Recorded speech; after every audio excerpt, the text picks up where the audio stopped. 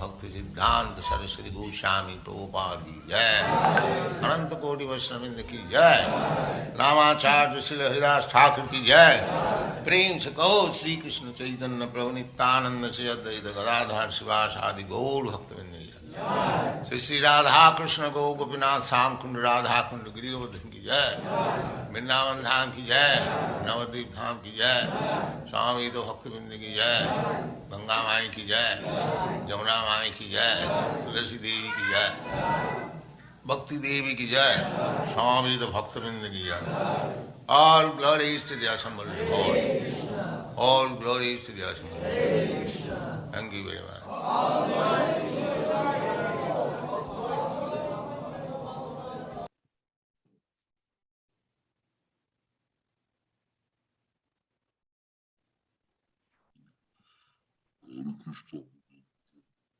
Hare Krishna, Mother, all glories to Regulative, all glories to Srila Prabhupada, all glories to you. Nice all glories to Srila Prabhupada. Thank you so much. Hare Krishna, nice to have you here. Thank you very much. We haven't had you for quite some time. So, you're very busy. So thank you for being here with us today. And if you're ready, we'll put the rest on the screen and we may begin. Okay, very good. Thank you so much. Hare Krishna.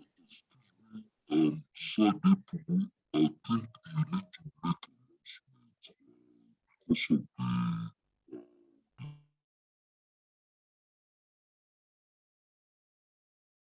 Shall I begin? Yes, ma'am. Yes. Okay. Om Namo Bhagavate Vasudevaya. Om Namo Bhagavate Vasudevaya. Om Namo Bhagavate Vasudevaya. Narayanam Namaskritya Naram Chaiva Narottamam Devim Sarasatim Vyasam Tato Jayam Mudirayet Nastaprayeshu Abhadreshu Nityam Bhagavata Sevaya Bhagavati Uttama Shloke Bhaktir Bhavati Naishtaki. Jai, thank you all for coming to the SRIMAD Bhagavatam class. We are reading from Canto 1, Chapter 14, text number 3. The chapter is called The Disappearance of Lord Krishna. And Sutta Goswami is describing what Maharaj Yudhisthira is going through. Kalasya jagatim raudram viparyastartu dharminaha papiyasim vinam vartam krodha lobhan mritatmanam. Kalasya jagatim raudram viparyastartu dharminaha papiyasim vinam vartam krodha lobhan mritatmanam. I'll chant the verse one more time. Kalasya jagatim raudram viparyastartu dharminaha papiyasim vinam vartam krodha lobhan mritatmanam. Word for word translation. Kalasya, of eternal time, cha, Also, gatim, direction, or it means the goal. Rodram, fearful. Viparyasta, reversed. Ritu, seasonal. Dharminaha, regularities. Papiyasim, sinful. Mrinam, of the human being. Vartam, means of livelihood. Krodha, anger. Lobha, greed.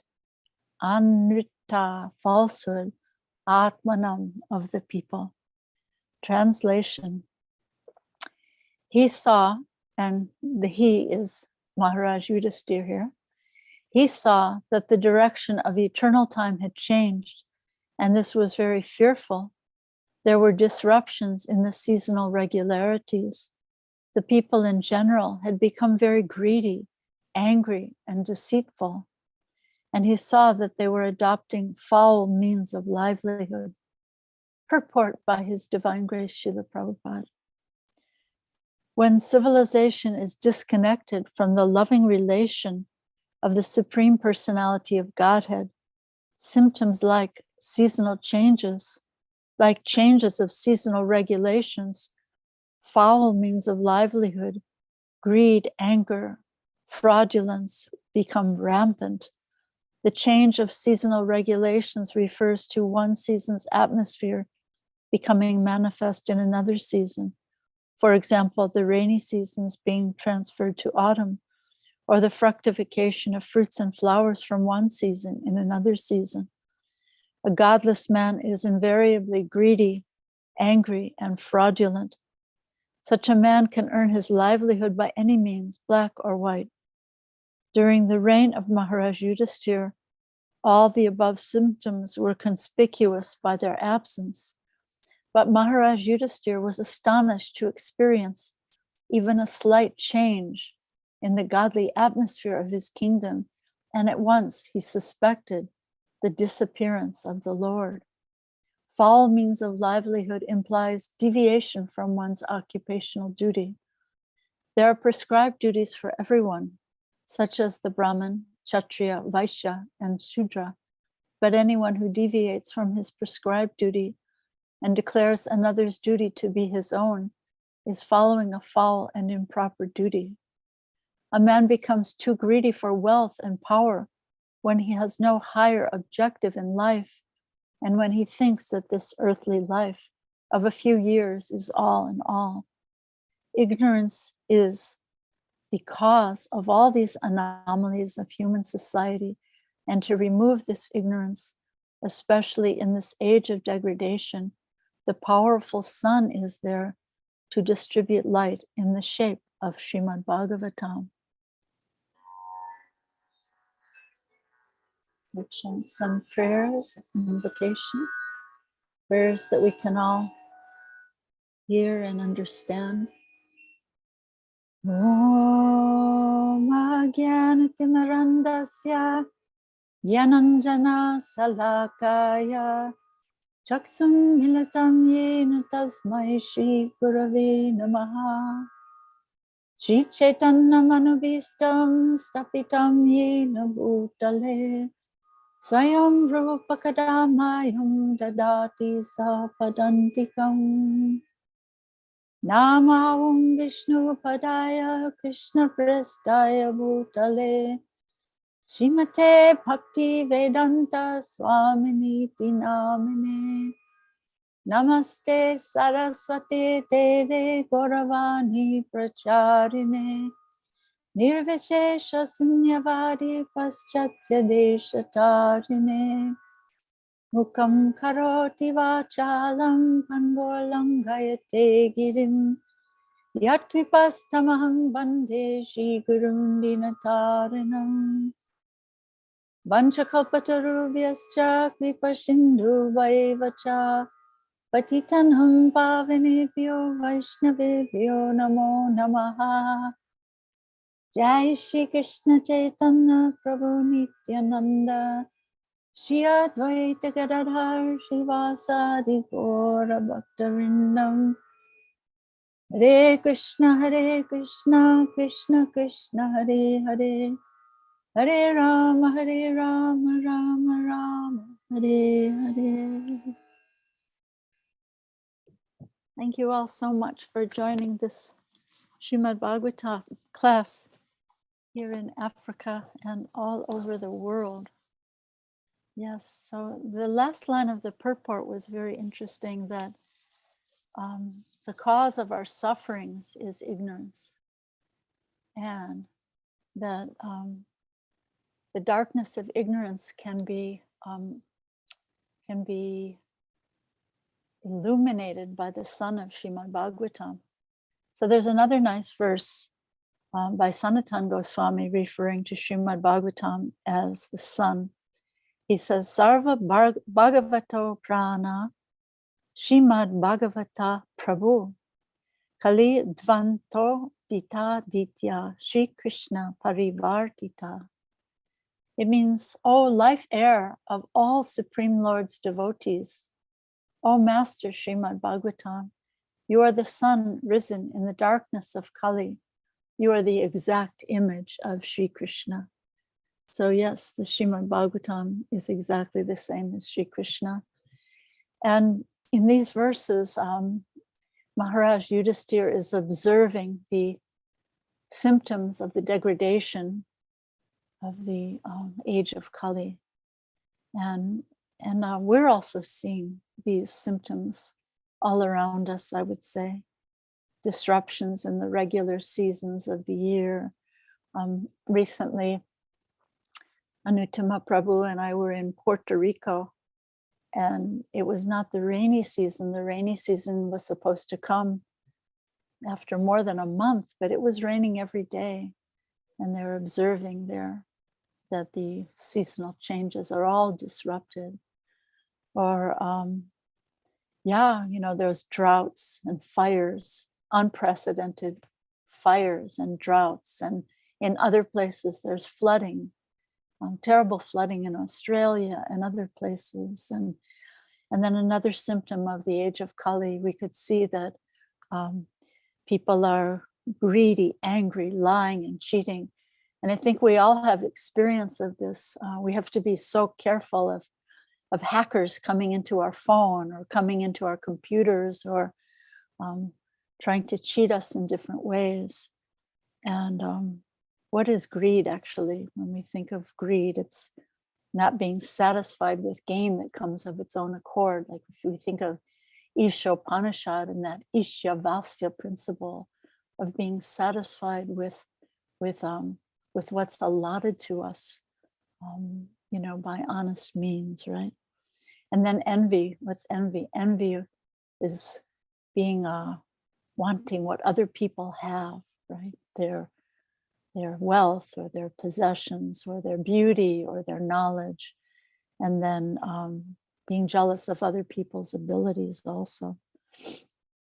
Another symptom of this age of Kali is that my way of seeing things, that I'm thinking my way of seeing things is the only right way, and that others are just presenting some kind of fake news, right? We hear that term, fake news.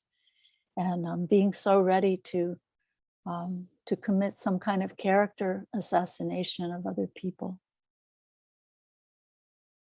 The other, someone who looks different from the way I look or thinks different from the way I look, different from my color, my religion, my country, my political candidate. And these days we're hearing that people are thinking not only are other people wrong, but they're actually evil and they have to be destroyed. So these are all the very sad and unfortunate symptoms of the age of Kali. And in these verses, in this whole string of verses, Maharaj Yudhisthira is seeing terrible inauspicity. The deities in the temples are crying. And, I think of Dharma the bull, right? We hear that Dharma the bull in this age of Kali now is standing on only one leg. And that leg is truth. But where do we see truth anymore? That one leg is collapsing every day, right? That one leg holding up the four-legged Dharma the bull, that one leg is collapsing under him. So what is Dharma? To do what's right, right? To do the right thing, to do the righteous thing. And in Kali Yuga, we find that very few people have a consciousness that God is their witness, that whatever I'm doing is being watched by a witness in my heart. Mahabharata talks about righteousness having 5 pillars.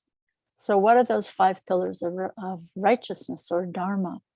Mahabharata says knowledge, patience, justice, love, and dedication. And that the foundation of righteousness is compassion. So also lacking in the people in general in the present day, right? No moral compass. Just like an animal will steal food, or like a cat will just jump on the counter when no one's looking, or some bigger animal will kill and destroy any weaker animal. So this is the law of the jungle, right? And the cities have also become jungles. They call the cities now concrete jungles. And we see the 4 cheating propensities everywhere. In one purport in Srimad Bhagavatam, Srila Prabhupada calls the 4 cheating propensities, he calls them the 4 symptoms of malpractice. Isn't that interesting? 4 symptoms of malpractice, like we think of a cheating doctor doing some kind of malpractice, but Prabhupada calls these 4 cheating propensities to commit mistakes, to be subject to illusion, to cheat, and imperfect senses, that these are all symptoms of what he calls malpractice.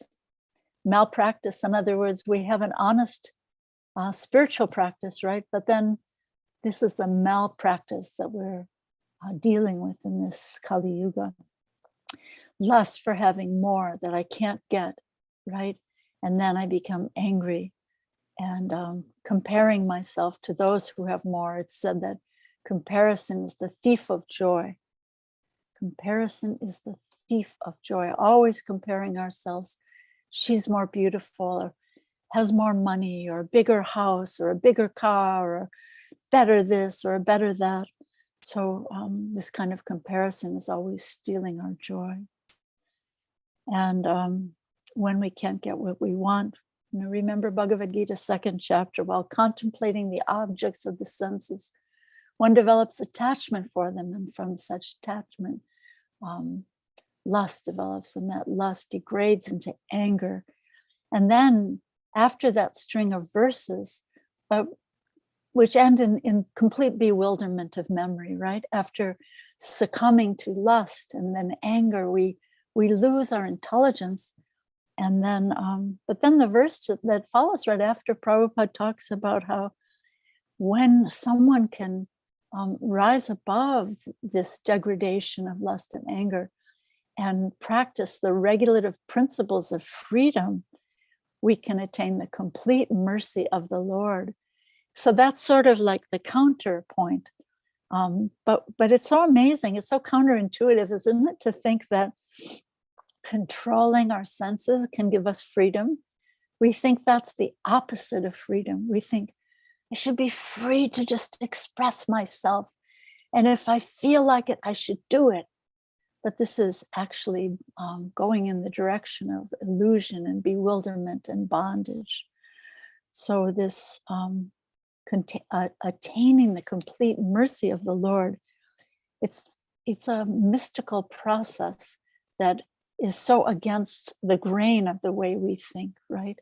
That I can attain the complete mercy of the Lord by controlling my senses, controlling my anger, and trying to hear and chant the holy name of Krishna and contemplate the verses of Srimad Bhagavatam or Bhagavad-Gita, contemplate the beautiful form of the deity instead of contemplating the things that I can't have, that other people belong to other people. So it's a mystical process, actually. When we engage our senses in the service of the Lord, or service is also just hearing, and becoming more concerned about pleasing the senses of Krishna more than my own, by contacting Krishna through some kind of service, again, hearing, chanting, even sweeping the floor, in a temple, but also even in my own house, if I think that I'm sweeping the floor for the pleasure of Krishna, for I have this service to do given to me by my spiritual master. I'm going to chant the holy name. This is a service given by my spiritual master. I'm going to wash the dishes, or I'm going to cook something and offer it to Krishna. Then this transformation begins to take place in an authentic way, in a mystical way, that's so much beyond our rational comprehension. Sometimes I'm just wondering, have you experienced this yourself in a practical way? That sometimes maybe you're just in a grumpy mood, or you're distressed about something that's happened, or some kind of condition. Maybe you're not feeling well, or someone in your family is in crisis or in ill health, and some very distressful situation. But if we can join other devotees in a kirtan and pour our hearts into it, or pour our hearts into serving, or helping to cook or decorate for a festival, we become transported and uplifted by that connection to Krishna. And when we lose that connection, when we unplug from that vibrant current of that powerhouse of Krishna conscious remembrance, then the symptoms of Kali Yuga can so easily just jump back on our back and overwhelm us and overpower us once again. So I feel like there's a process to not just push the symptoms of Kali Yuga or the dirt in our hearts under the rug, but to really pause and to take a deep breath. And as Maharaj Yudhisthira is doing in these verses, to really deeply observe the inauspicious signs all around us. Maybe there are some auspicious signs around us, but in Kali Yuga, these signs are becoming more and more inauspicious.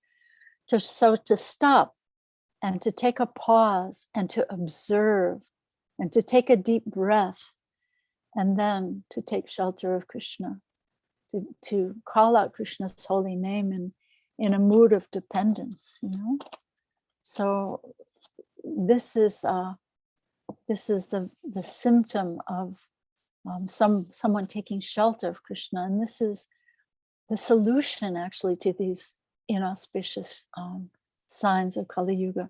So here's Maharaj Yudhisthira. He's observing all these signs, just like we in our lives are also observing inauspicious signs, right? And then he's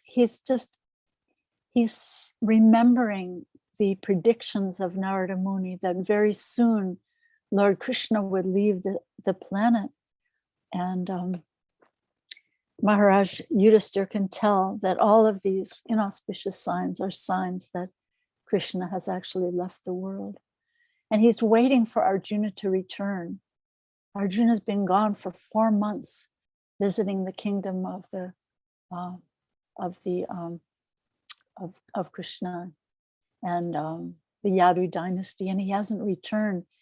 And Maharaj Yudhisthira is so convinced that all of this must be due to Krishna having left this planet.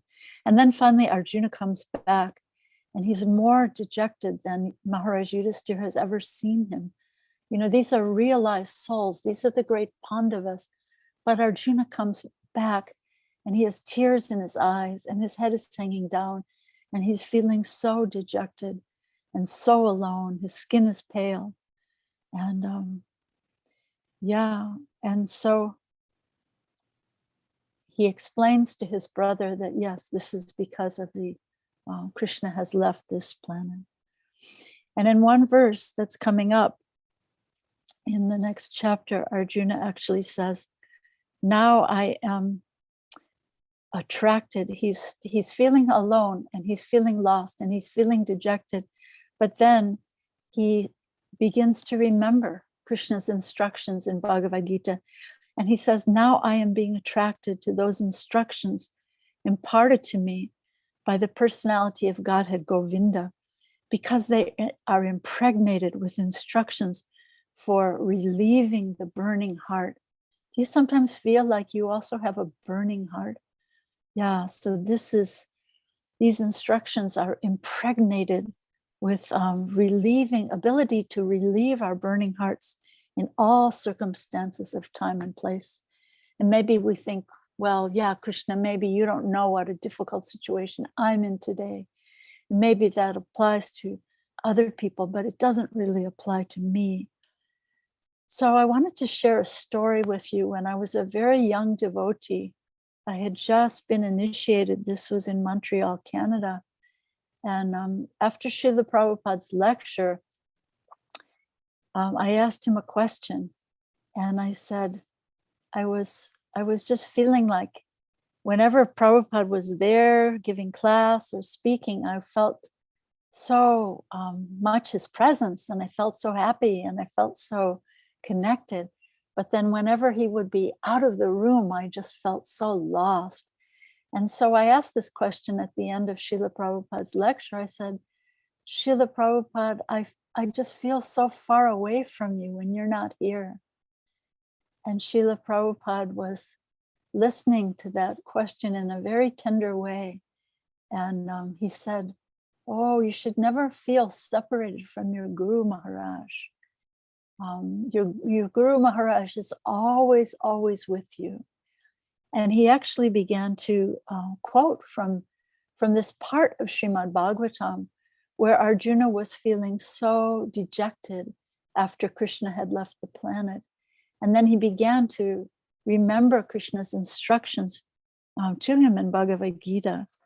And Prabhupada says in one of the purports that Bhagavad-Gita, and of course SRIMAD Bhagavatam also, is meant for terminating, freeing us from all miseries and the dualities of misconceptions. So what are our dualities and our misconceptions that we're suffering from so much? We think, I'm matter, and I'm destructible by disease or death.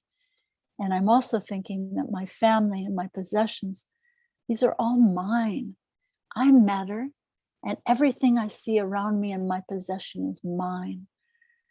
So what we see, especially coming up in the next chapter, because the last verse of the chapter we're in right now is when Arjuna admits, yes, I'm feeling so dejected because Lord Krishna, my dearest friend, has left this world. And then in the next chapter, he begins to remember and realize that if he can just remember, because remember at the beginning of Bhagavad Gita, Arjuna was also bewildered. So here again, Arjuna is bewildered. So that's like us, right? Arjuna is such a great devotee, and we're so tiny and so small. But every time we become bewildered and feel dejected and feel lost, we have that chance to, like Arjuna, as he's the great example to us, to take a pause. This is what I'm suggesting. You see how they're observing these signs. So I suggest we also become observant to the signs all around us that yes, now I have so many gray hairs on my head. They're like gurus. Those gray hairs are like, each one is like a guru to me, telling me that yes, your time is running out, or so many more degradations than when we were little children. Who ever heard of hackers when we were children? So many degradations increasing every day, so many lies and so much cheating.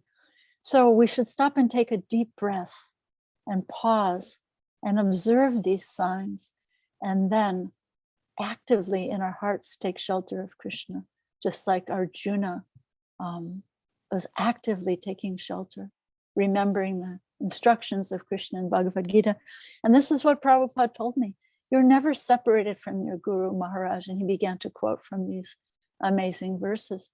So then, yeah, just like in the beginning of Bhagavad-Gita, Arjuna, it's called, in one of these verses coming up, Arjuna is referred to, the verse says that he, again, by remembering the instructions of Krishna in Bhagavad-Gita, he again becomes the master of the senses.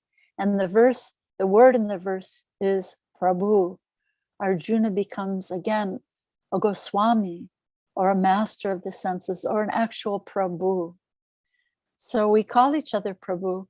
Maybe we should take that as a reminder that we're meant to be not a servant of the senses, but actually to be controlling the senses and become free by these regulative principles of freedom.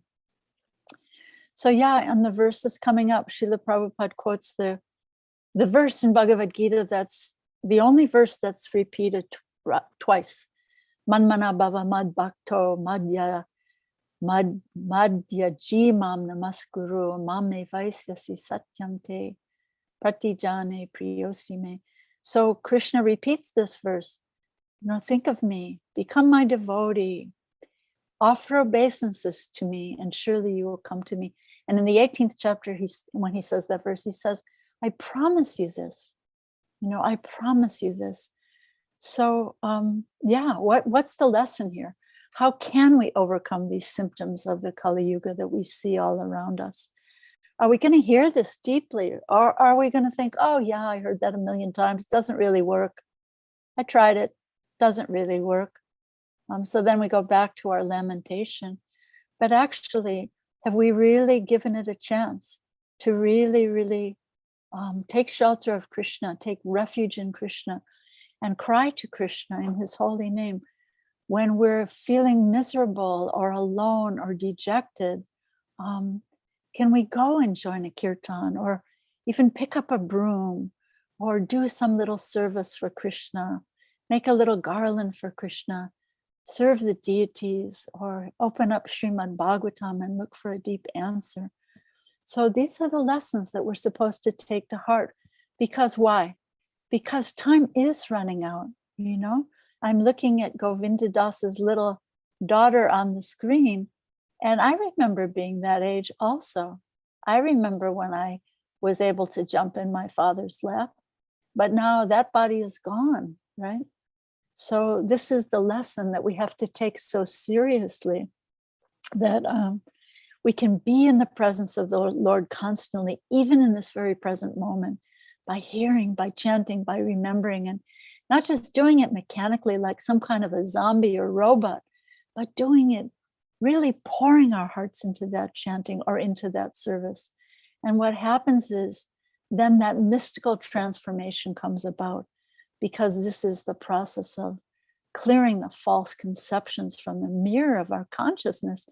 And then what happens when we clean a mirror?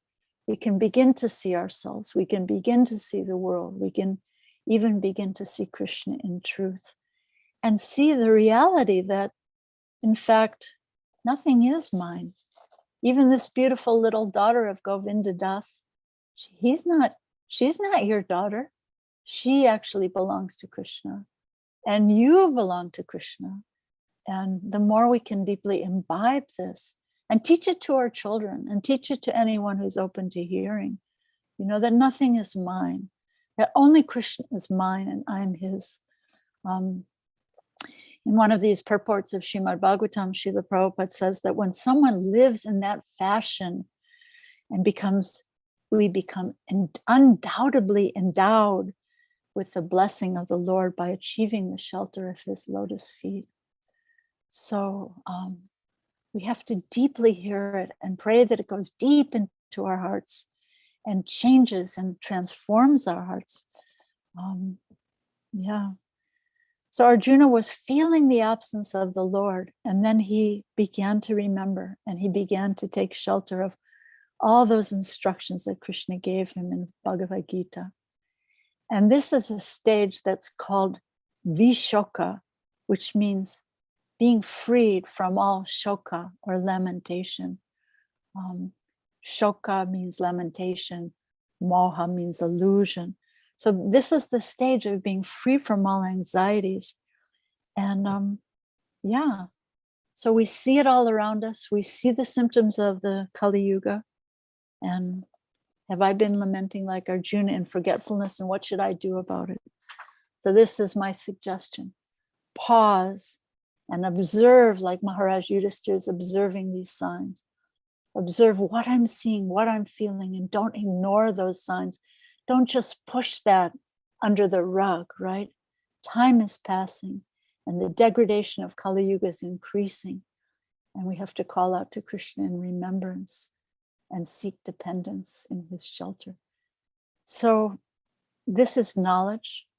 At the end of the purport, Prabhupada says that all of these sufferings come from ignorance, and that the sun of SRIMAD Bhagavatam dissipates that ignorance, or Bhagavad-Gita. So this is knowledge, and this is self-compassion. Do you want to be compassionate to your own self? Then take it up, take it seriously, and pray to Krishna. Pray to your Guru Maharaj, pray to Krishna, help me take this seriously. Help me not just take it on the surface,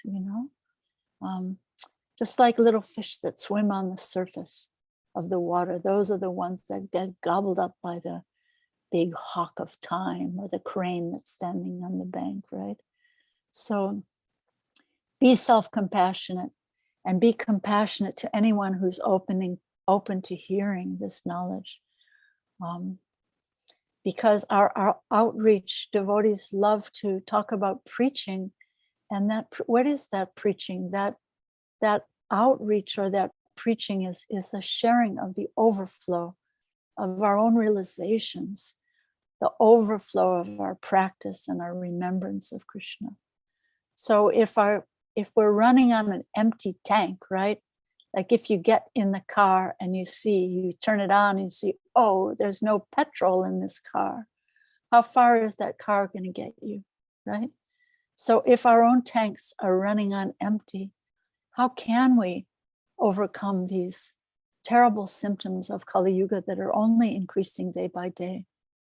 So we have to fill our own tanks with manmana bhava mad bhakto, remembering Krishna, chanting his name, bowing down before him, becoming his devotees, sharing knowledge of him. Because, let's face it, there are joys in this world, right? But there are many tragedies as well. And our time here is very, very temporary. And we're meant for a much higher life beyond this world, beyond this temporary world. So we need to deeply imbibe this, take it into the core of our hearts, and share it as well. So I'd say that this is the exit plan for being able to fly beyond the cycle of birth and death, this repeated cycle of birth and death. How many times have you and I been around this not so merry merry-go-round, right? How many times have we been like a little flea or an aquatic or an animal or a demigod or a man or a woman or this or that, right? So this is the path. This is the exit strategy for getting out of this cycle of birth and death and being able to attain the beautiful lotus feet of Shri Krishna in the spiritual world. And he's welcoming us there, right? Srila Prabhupada said, Krishna is ever inviting the fallen conditioned souls. That's us, right? Krishna is ever inviting, without any discrimination, the fallen conditioned souls to associate with him in pastimes of love. So thank you all so much. These are a few thoughts on how to overcome these symptoms of Kali Yuga that we see all around us and we see in our own hearts. So what do you all think? Anyone have any reflections? What did you hear today? Any reflections, or what was the takeaway for you? Are you running on an empty tank, or are we going to try to fill that tank up to its full capacity, to overflowing, so that that overflow will be able to share? Thank you so much. What do you all think? What's your takeaway? What's your reflection? Hare Krishna, thank you so much, Mother Rukmini. Thank you so Hare much Krishna. for the class. We may hear the same message from someone else, but the impact might not be the same as hearing it from you, because one, you are Srila Prabhupada's disciple, secondly, you are a mother. So you oftentimes, if not all the time, speak from the heart. And so it gets into the hearts of others. Speaking on this subject matter, it's amazing. Krishna is always amazing because we just lost one of our very illustrious devotees in West Africa, in Ghana, this weekend. And I'm so sorry to hear that. Krishna, Krishna. What was the name of that devotee? Ramanuja. Ramanuja. Ramanuja, yes. I would say he was my mentor. He trained me in so many facets in devotional service. Wow. And it's so painful to lose him. But like you were talking about Govinda Prabhu and his granddaughter, actually. Oh, granddaughter. Yes. We see the changes the bodies are going to change and eventually disappear. But like Maharaj Yudhishthira answered his question, says the most amazing thing is death. We see it happen, but we think it's never going to reach us. Yes. So yes, sorry. Go ahead. Oh, I was just thinking, your dear mentor has left this world now. And I'm sure by his powerful Krishna consciousness, he's on his way to the lotus feet of Lord Krishna. I was thinking that the original Ramanuja had a definition. The great Acharya, Ramanuja Acharya, said he defined bhakti as an opening of the heart and a softening of the heart.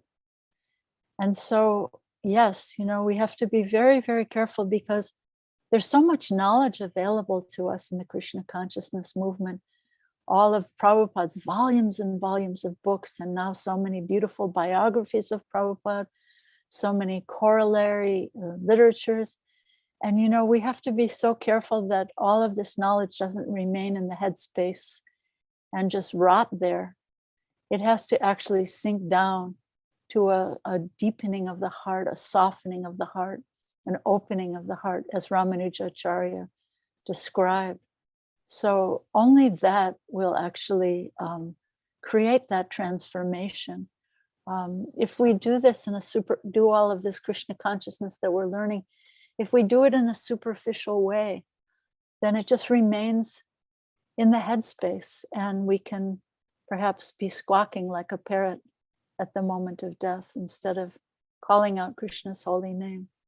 So I think this requires deep prayer, begging Krishna, begging my Guru Maharaj, begging the devotees around me, please help me to ignite this authentic Krishna consciousness, that it won't just remain like zombie-like and like a robot, that I chant my rounds like a robot and then I do this and then I do that. No, but to actually awaken the heart with authentic longing, like we're seeing in the longing of Arjuna in this chapter, and Maharaj Yudhishthira.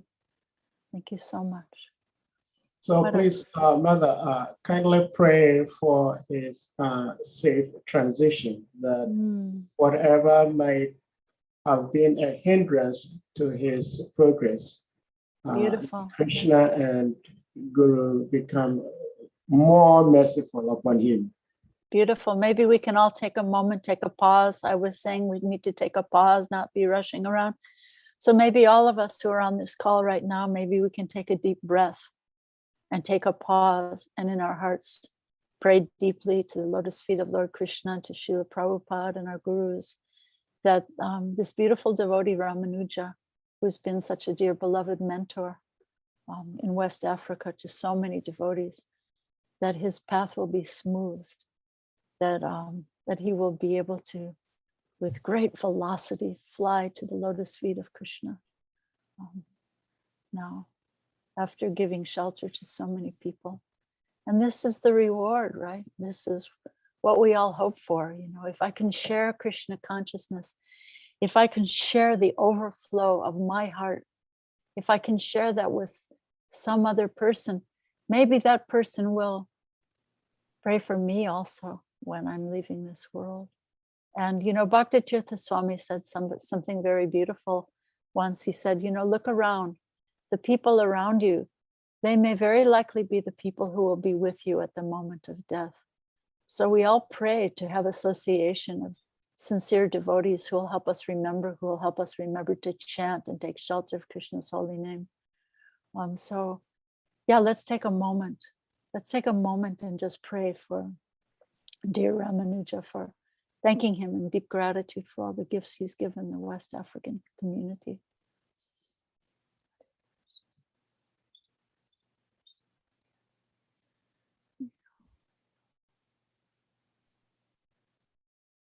Just praying that he can just fly into the embrace of the Lord with great velocity.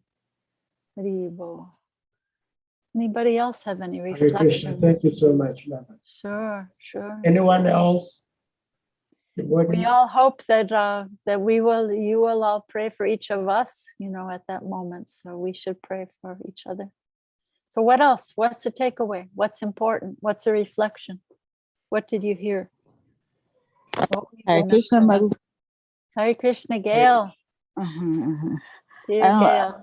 I thought I heard somebody else trying to say something too. I'm just hearing you. Go ahead. Okay. Yeah, so what caught my attention is the same thing that always catches my attention. It's the 4 regulative principles of freedom.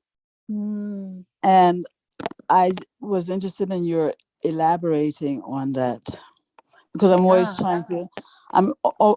trying to understand this concept of freedom more clearly.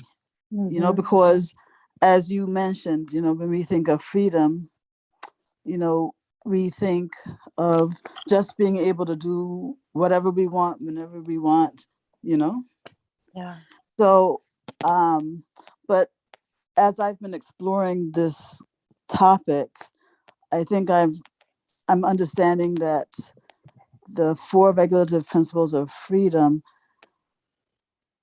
it's not that they enable you to do whatever you want whenever you want. It's more that they free you from control of the modes, especially as represented by the modes that control the materialistic mind, right? Right. But so, it's not that we get freedom from control in an absolute sense, because if we're always going to be controlled either by our materialistic mind or by our love for Krishna, right?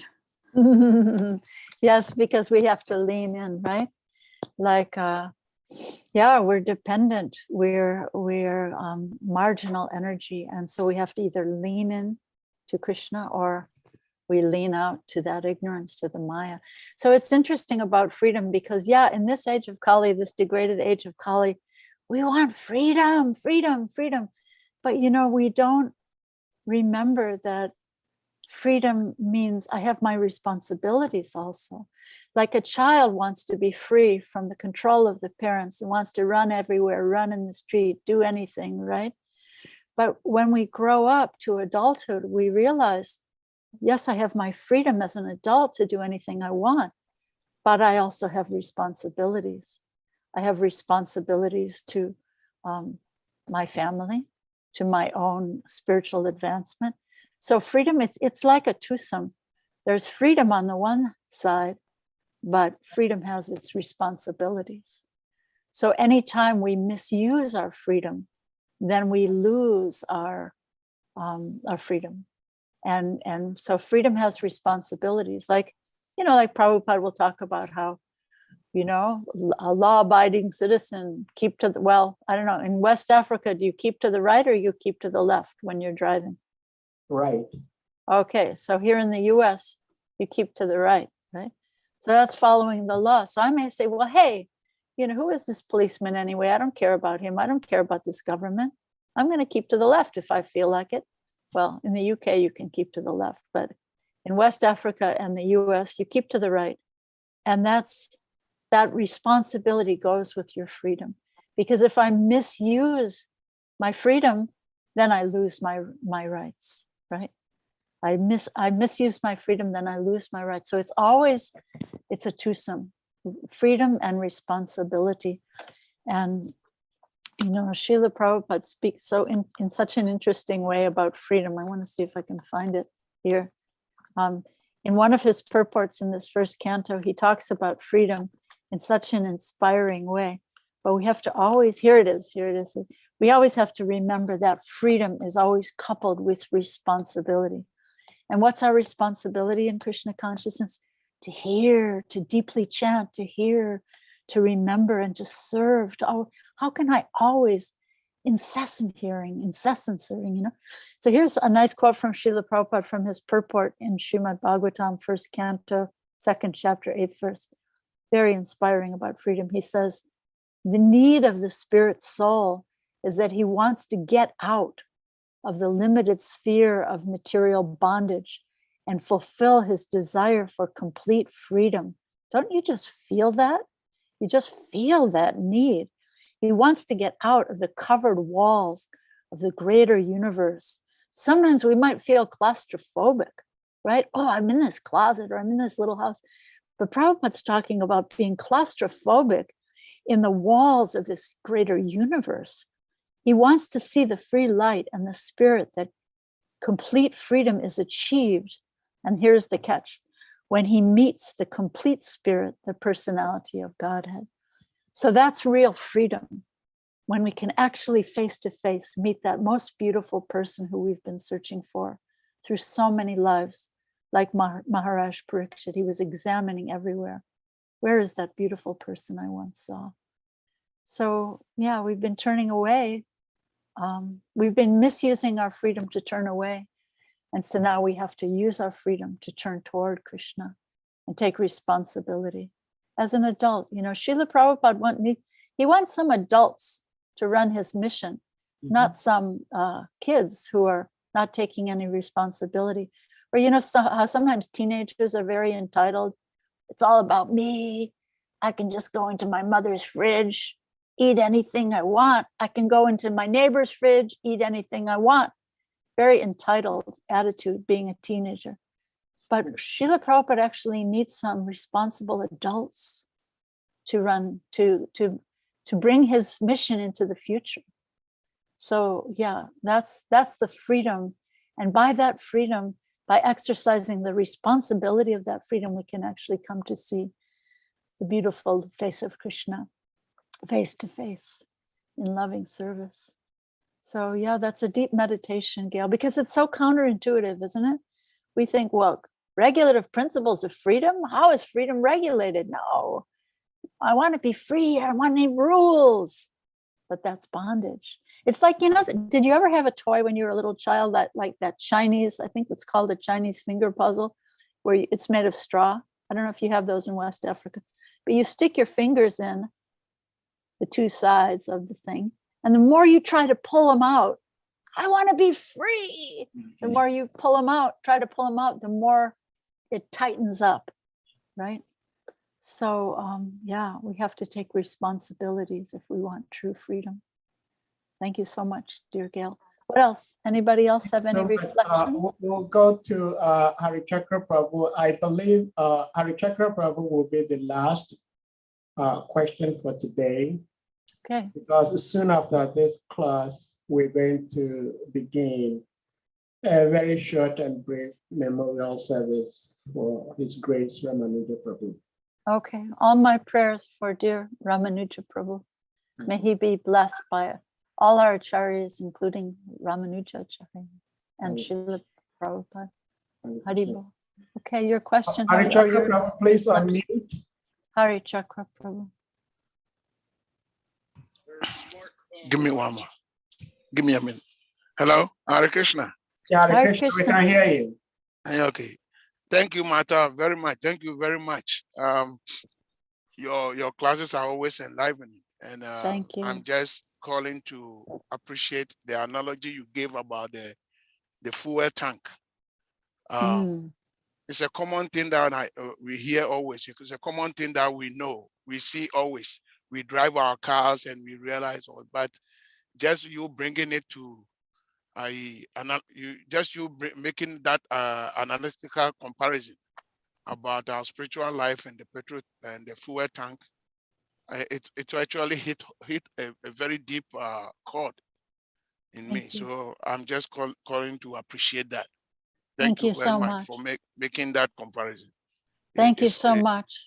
So if we want to fly all the way to Goloka Vrindavan, we have to fill our planes with a full tank of transcendental airline fuel and fly to the lotus feet of Krishna, rather than coming crashing down to the ground with an empty tank. So thank you, Hari Chakra Prabhu. We have to aim for that chakra right in the middle of our hearts, the lotus feet of Lord Krishna. Thank you so much. And thank you all for joining.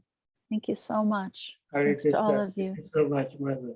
Thank you. Hari Thank you. Bol. Thank you. Hari Bol, little granddaughter of Govinda Das, what's your name? Govinda, on mute.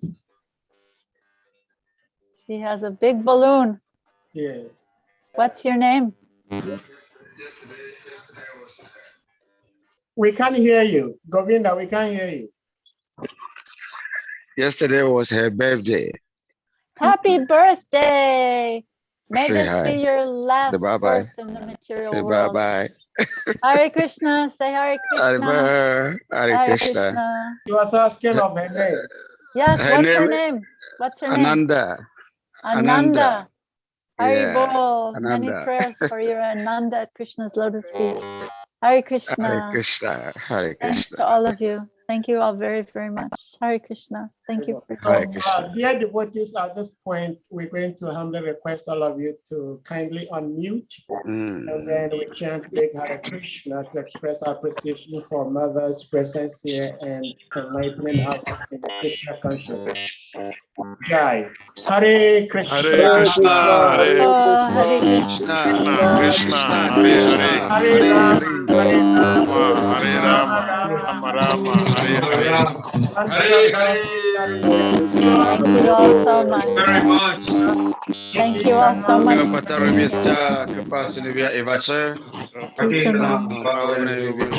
Vaishnavibhyo. Thank you for your saintly association. Hare Krishna. Thank Hare you. Krishna. Okay, so dear devotees, Ramanuja's ceremonial celebration is going to begin shortly after the end of this class. So we urge you all to continue to stay around and pass the message on to others who may not be aware. Okay. Hare Krishna. Hare Krishna. Hare Krishna. Thank you Hare so Krishna. much. Hare Krishna.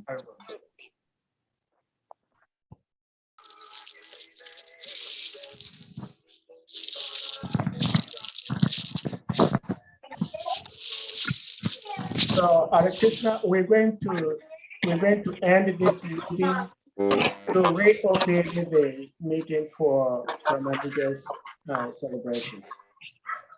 Hare Krishna.